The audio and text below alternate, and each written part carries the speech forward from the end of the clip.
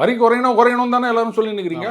குறைச்சா ஏன் உட்காந்து கூப்பாடு போடுறீங்க? இது என்னங்க போங்காட்டமா இருக்குது? ஏன்னா நாளைக்கு பிஆர் எலெக்ஷன் வருது இல்லை சார், அது கூட குறைக்கலாம்ல. அதனால என்னப்போ இப்போ எலெக்ஷனே 8 வருஷமா குறைக்காதவங்க இப்போ வந்து குறைக்கிறாங்க. இது வந்து ஒரு தேர்தல் நாடகன்ற மாதிரி எதிர்கட்சிகள் ஒரு பக்கம் சொல்லிட்டு இருக்காங்க. அப்போ ஒன்று செய்யலாமா?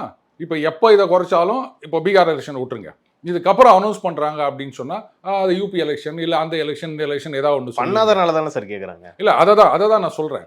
அப்போது ஏதாவது ஒரு எலெக்ஷன் ஒவ்வொரு வருஷமும் ஒரு 2-3 மாநிலங்களில் எலெக்ஷன் வந்துட்டு தான் இருக்குது. அப்போ நீங்கள் எப்போ குறைச்சாலும் அந்த எலெக்ஷனுக்காக அப்படின்னு சொல்லுவீங்க.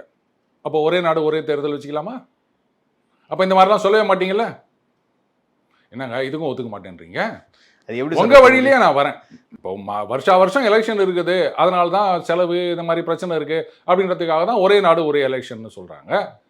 அதுக்கும் ஒத்துக்க மாட்டீங்க. அது எப்படி சார் சாத்தியமோ அது சொல்லுங்க சார். ஏன் சாத்தியமாகாதுன்றீங்க? சுதந்திரம் அடைஞ்சதுலேருந்து நாளைக்கு ஒரு கவர்மெண்ட் வந்து கவுந்துருச்சுன்னு வச்சுக்கோங்க சார், மறுபடியும் வைக்க தானே சார் போறீங்க. எக்ஸாக்ட்லி. இதுக்கு தான் வந்து அதில் சில வழிமுறைகள்லாம் கொண்டு வருவாங்க. இதை பற்றி நம்மளே நிறைய டிஸ்கஸ் பண்ணியிருக்கோம்.